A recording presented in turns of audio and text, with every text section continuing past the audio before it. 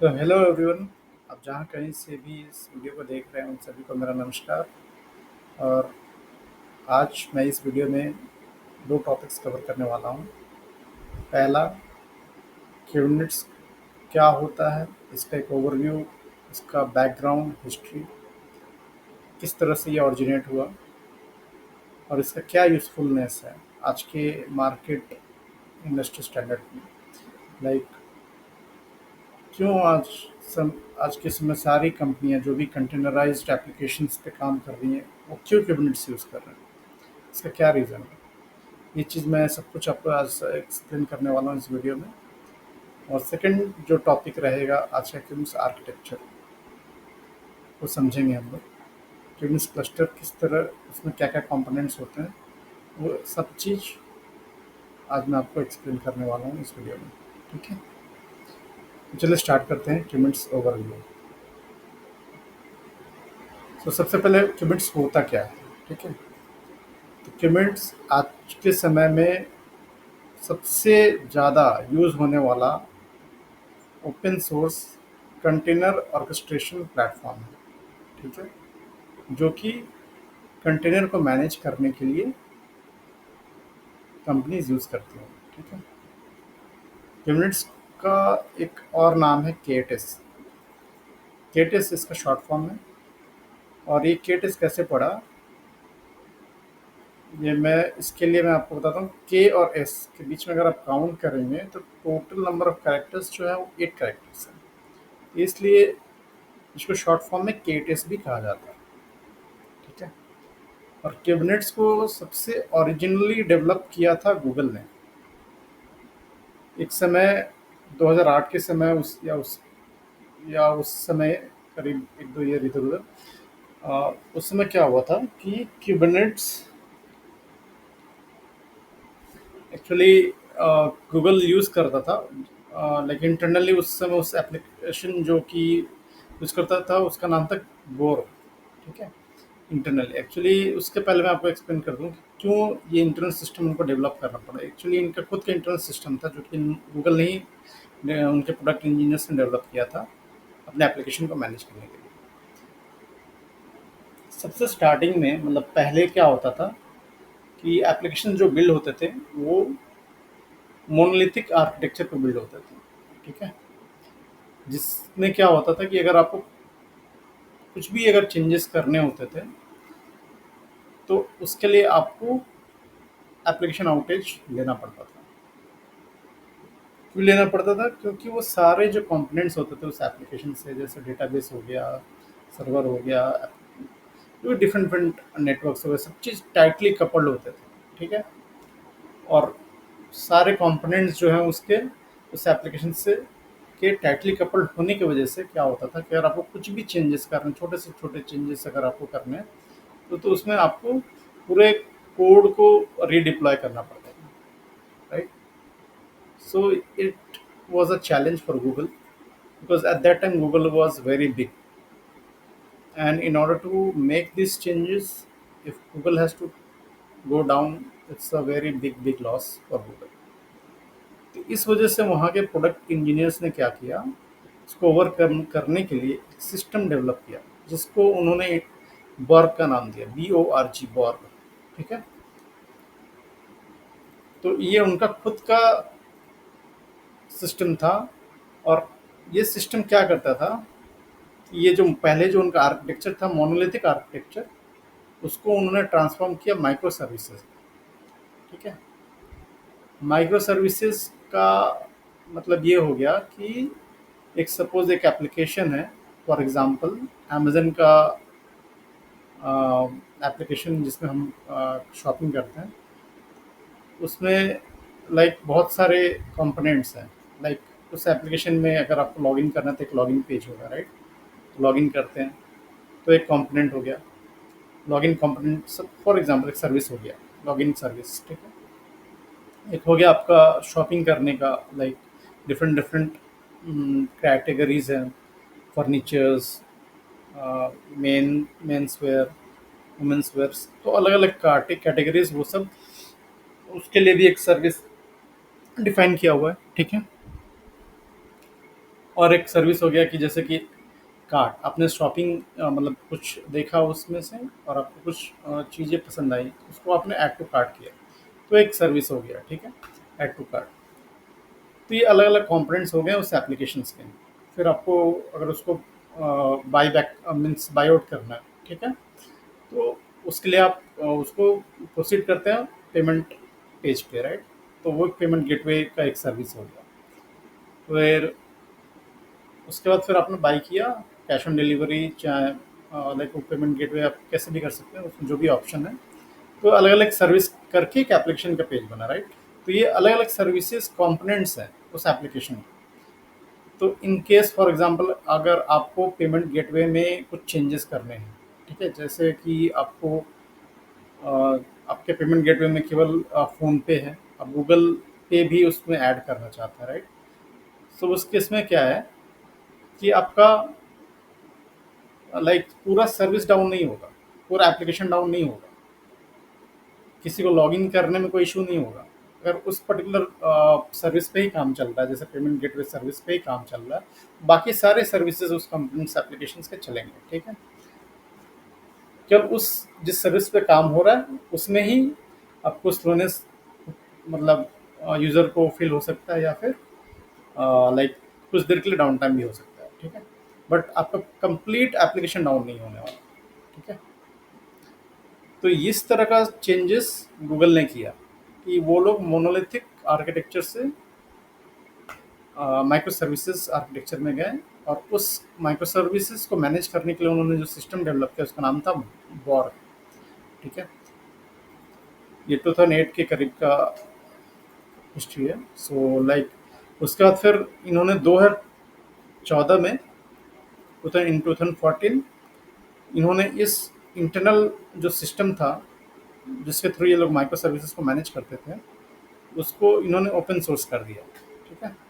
कुछ चेंजेस करके उसको पब्लिक के लिए ओपन कर दिया, सो दैट अदर कंपनीज जो हैं इस सिस्टम को यूज़ करके अपने लाइक कंटेनर्स को मैनेज कर पा रही थी। और इस इनका जो ये सिस्टम था, इन्होंने CNCF को डोनेट किया था 2015 में। और क्यूबनेट्स का जो लैंग्वेज है वो गोलैंग है, लाइक गोलैंग पे क्यूबनेट्स को लिखा गया है। और गोलैंग गूगल का ही खुद का लैंग्वेज है, ठीक है, जो गूगल ने ही डेवलप किया, ठीक है। तो ये हो गया एक ओवरव्यू किस तरह से क्यूबनेट्स ओरिजिनेट हुआ, ठीक है। आज के समय में क्यूबनेट्स सबसे ज़्यादा वाइडली यूज्ड ऑर्केस्ट्रेटर प्लेटफॉर्म है फॉर कंटेनर्स, ठीक है। तो ऑब्वियस है कि इसकी बहुत सारी यूज़फुलनेस है जिसकी वजह से ये मार्केट लीडर है आज के समय में। तो इसके क्या क्या की बेनिफिट्स हैं वो यहाँ पे मैंने लिखा हुआ है, जिसमें कि ऑटो डिप्लॉयमेंट, ऑटोमेटेड डिप्लॉयमेंट और स्केलिंग, ठीक है। ये ऑटोमेटिकली शेड्यूल कर देता है कंटेनर्स को, ठीक है, क्रिएट करता है depending on the YML files written in the like जिस तरह से आप इवेंट्स ये YML फाइल को लिखते हैं, जैसे कि आगे चल के हम लोग पढ़ने वाले हैं replica set, replica container deployments के बारे में। उसमें क्या है कि फाइनल YML कन्फिगरेशन फाइल्स लिखनी पड़ती है, ठीक है। तो जिस तरह से आपने उसको कॉन्फ़िगर किया हुआ है, जिस तरह कॉन्फ़िगरेशन सेट किया है उस YML फाइल में, उस हिसाब से उस तरीके से वो ऑटोमेटिकली पॉड्स को शेड्यूल कर देता है, ठीक है। और ये क्या है कि आप पेमेंट से सबसे अच्छा बेनिफिट ये है कि आप इसको on the basis of user demand इसको स्केल अप और स्केल डाउन कर सकते हैं। तो जैसा कि मैंने कहा कि रेप्लिका सेट डिप्लॉयमेंट्स ये सब में हम लोग क्या करते हैं कि रेप्लिकास काउंट दे देते हैं, like we can manage it, we can automatically set that अगर हमारा यूसेज यूटिलाइजेशन इतना है तो हमारा रेप्लिका काउंट मैक्सिमम यहाँ तक जा सकता है। या फिर उस तरीके से स्केल अप और स्केल डाउन किया जा सकता है, ठीक है। तो स्केल अप और स्केल डाउन का एक फंक्शनलिटी है जो कि पहले नहीं हो पाता था, राइट। आपका अगर एप्लीकेशन फॉर एग्जांपल जब इनिशियल स्टेज में जब फ्लिपकार्ट जब आया, तो जब इन्होंने big billion day I think जब चालू किया, तो जिसमें मेगा सेल था, तो उसमें क्या हुआ था कि इनका सर्वर सारे हैंग हो चुके थे, बिकॉज लोड इतना ज़्यादा था कि उनका सर्वर्स, उनका एप्लीकेशन जो है उस चीज़ को हैंडल नहीं कर पाया, राइट। तो उससे क्या कि पूरा एप्लीकेशन ही क्रैश कर गया, राइट। तो आज के समय में इस चीज़ को बहुत इजीली ओवरकम किया जा सकता है क्यूबिट्स की वजह से। यहाँ पे जितना लोड बढ़ेगा, अगर आपके एनवायरनमेंट क्यूबिट्स आर्किटेक्चर पे है, आपका एप्लीकेशन रन कर रहा है कंटेनराइज फॉर्म में, तो जितना लोड बढ़ेगा उस हिसाब से आपका एप्लीकेशन जो है स्केल अप भी हो जाएगा। इससे क्या होगा कि वो आपके एप्लीकेशन में कोई आउटेज नहीं होने वाला, और कोई किसी तरह का स्लोनेस भी यूज़र को पता नहीं चलेगा, ठीक है। और आज के समय में slowness is another form of a down time. अगर यूज़र को एप्लीकेशन में स्लोनेस दिखता, it's also consider as a down time in kind scenario. People will not buy, वो लोग एप्लीकेशन को बंद करके किसी और एप्लीकेशन पे चले जाते हैं। तो इस सब का सबसे अच्छा यूज़ जो होता है क्विड्स के थ्रू आज कंपनीज कर रही हैं। सेल्फ फिलिंग है, सेल्फ फिलिंग है, मतलब समझिए कि कुछ कंपोनेंट्स अगर ओवरलोड की वजह से क्रैश कर गए हैं, कुछ कुछ पार्ट्स, जैसे कि मैंने बोला कि माइक्रो सर्विसेज होते हैं बहुत सारे, एक एप्लीकेशंस के बहुत सारे सर्विस मिल के एक एप्लीकेशन बन रहा है, ठीक है, आज के समय में इन माइक्रो सर्विसेज आर्किटेक्चर, ठीक है। तो उसमें से जो माइक्रो सर्विसेज के बैक एंड में जैसे कुछ कुछ पॉड्स रन करते हैं, ठीक है, उस पॉड्स के अंदर कंटेनर्स होते हैं।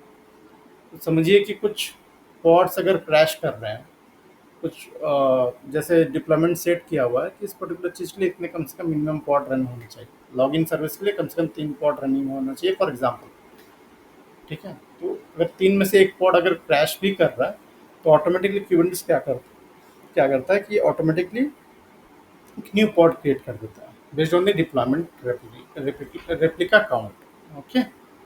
ऑटोमेटिकली ये क्रिएट कर देगा। तो ये बेनिफिट है सेल्फ फिलिंग, जिस तरह से हम कह सकते हैं इसको।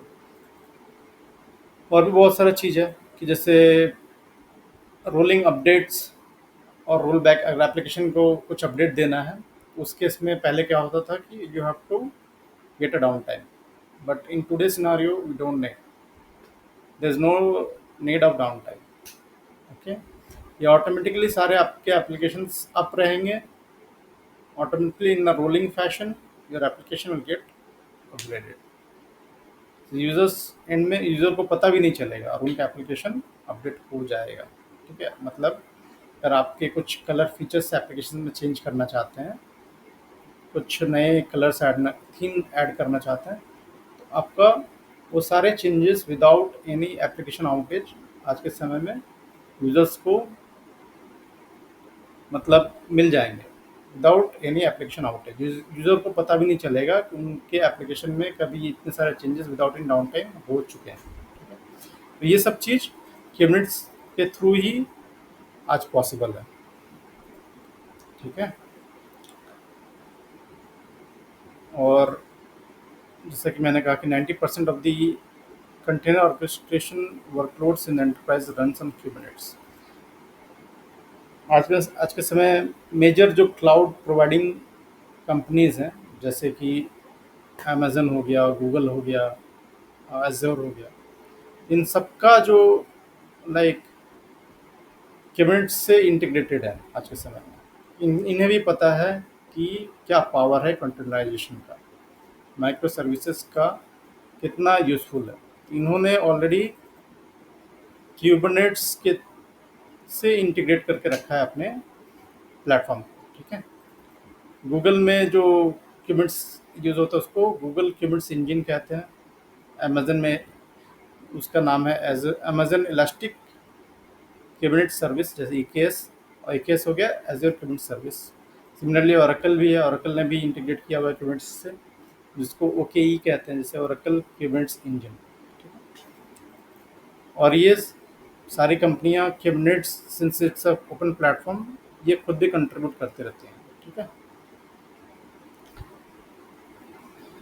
तो ये हो गया आपका, जैसे कि बहुत सारा, जैसे कि कुबेरनेटिस जो है एक ऑर्केस्ट्रेटर प्लेटफॉर्म है। सिमिलरली अदर कुछ कंपनीज भी हैं जिनका खुद का प्रोडक्ट है, डॉकर स्वॉर्म, ठीक है, नोमैड, ओपनशिफ्ट, ये सब भी orchestrator like container orchestration platform है, जहाँ पे कंटेनर्स को मैनेज करने के लिए ये सारी टूल्स हैं। बट इनका जो यूजेस है आज के समय में इतना नहीं है, कंपनियां जितना अभी तक इसको यूज़ नहीं करती हैं। ठीक है, तो ये एक हो गया ओवरव्यू कुबेरनेटिस का। ठीक है, चलिए स्टार्ट करते हैं, हम मूव करते हैं सेकेंड टॉपिक पे, कुबेरनेटिस आर्किटेक्चर। ठीक है, कुबेरनेटिस क्लस्टर आर्किटेक्चर। तो सबसे पहले कि क्लस्टर होता क्या है। ठीक है, तो cluster is a group of servers. ठीक है, क्लस्टर क्या है, एक से ज़्यादा सर्वर ग्रुप को क्लस्टर कहा जा सकता है। ठीक है, एक क्लस्टर क्रिएट करने के लिए आपको कम से कम 2 सर्वर होने चाहिए। ठीक है, तो इसी तरह से कुबेरनेटिस क्लस्टर जब हम क्रिएट करते हैं तो minimum 2 nodes is required to create a Kubernetes cluster, जिसमें से एक नोड होगा आपका मास्टर नोड और कंट्रोल प्लेन नोड। ठीक है, और दूसरा जो नोड होगा उसको कहते हैं वर्कर नोड। ठीक है, तो जैसा कि कुबेरनेटिस क्लस्टर जो है 2 मेजर नोड्स होते हैं, उसमें मास्टर नोड, एक वर्कर नोड। ठीक है, तो मास्टर नोड्स में कुछ कंपोनेंट्स होते हैं जो कि केवल और केवल मास्टर नोड पे ही होते हैं। ठीक है, जिसमें से मेजरली 4 मेजर कंपोनेंट्स हैं, जिसमें क्या क्यूब एपीआई सर्वर, और एपीआई सर्वर का भी बोल सकते हैं आगे चल के। क्यूब एपीआई सर्वर मैंने क्यों कहा है आगे मैं एक्सप्लेन करूँगा आने वाले वीडियोस में। और शेड्यूलर है, ईटीसीडी है, कंट्रोल मैनेजर है। ठीक है, ये सारे 4 major components of the master node है। उसी तरह वर्कर नोड में भी कुछ कंपोनेंट्स होते हैं, जैसे सबसे मेजर कंपोनेंट है क्यूबलेट और सर्विस प्रॉक्सी। ठीक है, क्यूबलेट और सर्विस प्रॉक्सी। अब पॉड के अंदर भी एक मेजर कंपोनेंट होता है, ये कंटेनर रन टाइम। जैसे कि आज के समय में क्यूबलेट्स में जो यूज हो रहा है container D is a container run time. Okay, similarly पहले इस समय डॉकर भी डॉकर भी यूज होता है अभी भी, तो डॉकर भी एक कंटेनर रन टाइम है। ठीक है, तो कंटेनर डी करेंटली कुबेरनेटिस यूज होता है कुबेरनेटिस के अंदर, कंटेनर डी रन टाइम। ठीक है, तो एक एक करके हम लोग देख लेते हैं सारे जो कंपोनेंट्स का क्या काम है। और ये CNI नेटवर्क है, CNI network is also like इसका मेजर कंपोनेंट है CNI नेटवर्क। इसका CNI का मतलब होता है कंटेनर नेटवर्क इंटरफेस, जिसमें वेबनेट और कैलिको, ये सब लाइक प्लगइन्स हैं, दूसरे डिफरेंट टाइप्स ऑफ प्लगइन्स हैं जिनको like it's a part of CNI network. Okay, so API server क्या होता है। API server is like a gateway for communicating with the worker node and master node। क्यूबनेटिस के अंदर, cluster के अंदर अगर कोई भी रिक्वेस्ट है, वो और कोई भी कंपोनेंट्स हैं मास्टर नोड के अंदर, वो एपीआई सर्वर के थ्रू ही कम्युनिकेट करेंगे वर्कर नोड से। ठीक है, जैसे शेड्यूलर को कुछ शेड्यूल करना है कुछ पॉड्स वर्कर नोड में, तो वो क्यूब एपीआई सर्वर के थ्रू ही जाएगा। ठीक है।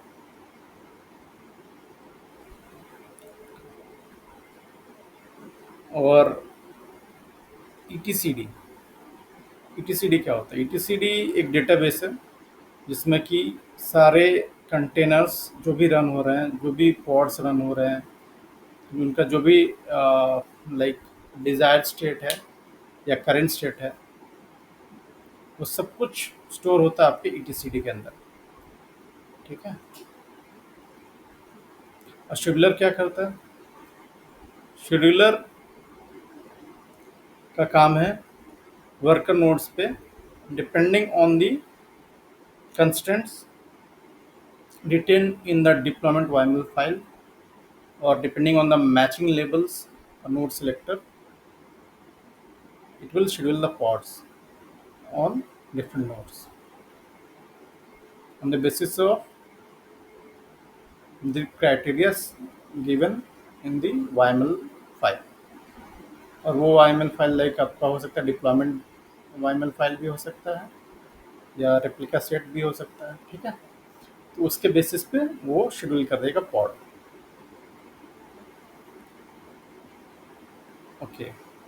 तो एपीआई सर्वर हो गया, शेड्यूलर हो गया, ईटीसीडी हो गया। कंट्रोलर मैनेजर का काम क्या है? कंट्रोलर मैनेजर वो कंपोनेंट है जो कि देखता है कि सारे पॉड्स सही से रन हो रहे हैं कि नहीं। सारे पॉड्स नहीं देखता एक्चुअली, वर्क नोड्स सही से रनिंग है कि नहीं। ठीक है। अगर किसी भी नोड में अगर कोई नोड अगर डाउन है, तो वर्क कंट्रोल मैनेजर का काम होता है उस पर्टिकुलर नोड को like suppose I think default है 5 मिनट्स। ठीक है। अगर 5 मिनट से ज़्यादा अगर डाउन रहता है या रिचेबल नहीं रहता वो नोड, तो उसको क्या करता है, इन नॉट रेडी स्टेट में मूव मतलब ये चेंज कर देता है उसका स्टेट। ठीक है। कंट्रोल मैनेजर का काम है इसका स्टेट चेंज करना। ठीक है। तो उससे क्या होगा कि शेड्यूलर है जो है उस पर्टिकुलर नोड पे पॉड को शेड्यूल नहीं करेगा। ओके। तो ये काम होता है कंट्रोलर मैनेजर का। इसके अंदर बहुत सारे लाइक कंट्रोलर्स होते हैं। जैसे यहाँ पे हम आर्किटेक्चर पे जाएंगे, यहाँ पे लिखा भी हुआ है देखिए।